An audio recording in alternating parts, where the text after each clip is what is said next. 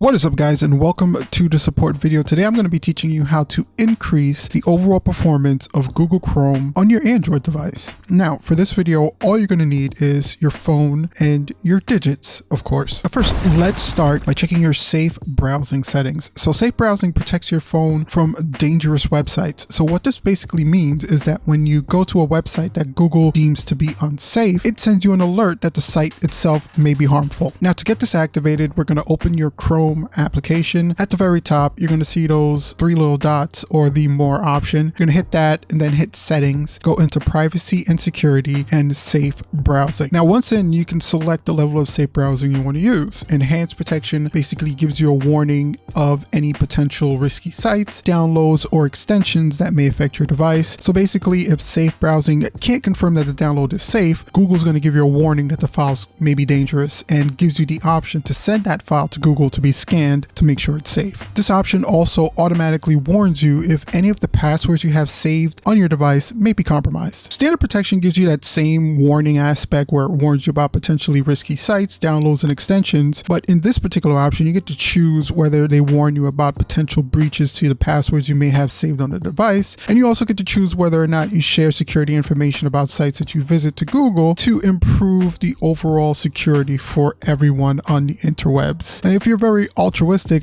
I guess this is the option for you. And then you got the no protection option. Yeah, I wouldn't suggest this one. In fact, when you try to enable it, Google kind of gives you a big scary warning against it. But I guess if you're like an adventure junkie and you want to go into the web unprotected, this is all you. Also, we're going to want to check to make sure that the secured connection option is enabled. What this does is basically it makes the browser check the sites that you're visiting to make sure they're HTTPS compatible. If they're not, then they'll give you an alert. Then you know that the site is not in fact using a secure connection. Next, let's take a look at your privacy settings. To do this, we're going to make sure you're back in your Chrome app. On the top, we're going to hit those dots again, settings, and then tap privacy and security. And now we basically just tap the feature we want to update. You don't want sites tracking you, then select the do not track option. This will disable some of those cross-site trackings you've heard so much about recently. You can also disable payment access methods. So what this basically does is it prevents sites from checking the different payment methods you have stored in your device if you don't want them taking a look at the credit card information you may have. Now that we have all your security and privacy settings where we need them to be, let's go ahead and make sure that Chrome itself is running at top speeds so you're getting the best overall performance. Step one in doing that is making sure that your Chrome is updated. Chrome works faster when it's on the latest version, so make sure you're using the latest version by going into the Play Store and making sure that there's no updates to the Chrome browser that's installed in your device. Next, we're going to make sure that you're closing any unused tabs that may be open. The more tabs you have open, the harder Chrome has to work, so closing any unneeded tabs is going to free up some resources and is going to improve the overall speed of Chrome. Now, sometimes you may think that you're closing tabs, but in fact you have 1,000 tabs open running in the background. Lucky enough, this is really easy to check. You're just going to open your Chrome browser. On the top right next to the address bar, you're going to see a small little number that's going to signify the amount of tabs you have open. All you have to do is hit that number. It's going to show you all the tabs that are currently open, and you can go through and close tabs individually if you want, just by hitting that small red X on the top right corner of the tab or swiping the tab away. That will also close it. But if you have a bunch of different tabs open and you want to close them all at once, you're going to go back to our old friends, those three little dots with this screen open. You're going to hit those dots and it'll give you the option to close all the tabs at once. The next thing we're going to want to do is clean up your data just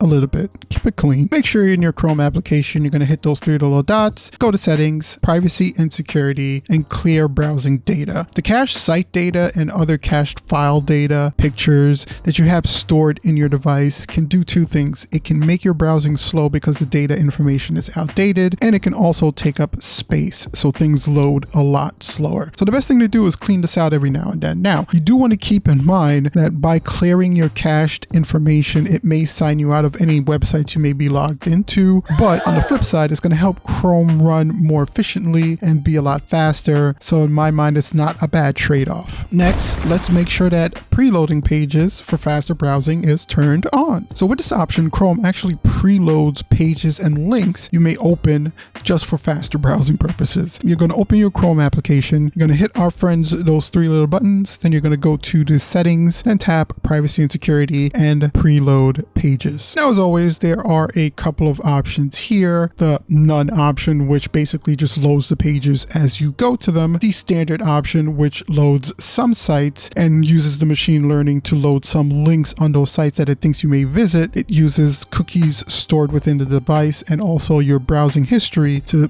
kind of predict where you're going to be clicking next and preload those sites for you. And then you have the extended option. This one's going to try to preload just about every and anything that's on the internet that you're trying to browse to. It does make browsing as fast as possible, even though it may be the best option for some. Keep in mind that it tries to load so much that even Google itself tells you that there may be an increase in your overall data usage for this one. So you want to enable this particular option at your own risk. I, for one, would probably stick to the standard option. With all the settings locked in, give your phone a quick reboot. I just like to start fresh, and your Google Chrome should now be running at an optimal browsing level. Anyway, my friends, thanks so much for checking out the video. If you enjoyed it, if you found it informative, don't forget to like, share, and subscribe to the channel for more videos. Also, don't forget to use that support link in the video to, one, support the channel so we can continue making some great content, and two, to ask any kind of support questions you guys may have that we didn't cover in this video about Google Chrome on the Android device. Also, in the comment section down below, share the browser that you use on a day-to-day basis on your mobile device and what optimizing video you would like to see. Do you want us to do Safari, Firefox, or for the 3 people that actually use a Microsoft browser, maybe that one? Let us know in the comment section down below. Again, guys, thank you so much for checking out the video. And as always, make sure to stay safe, stay technical. Until I see you next time, peace out.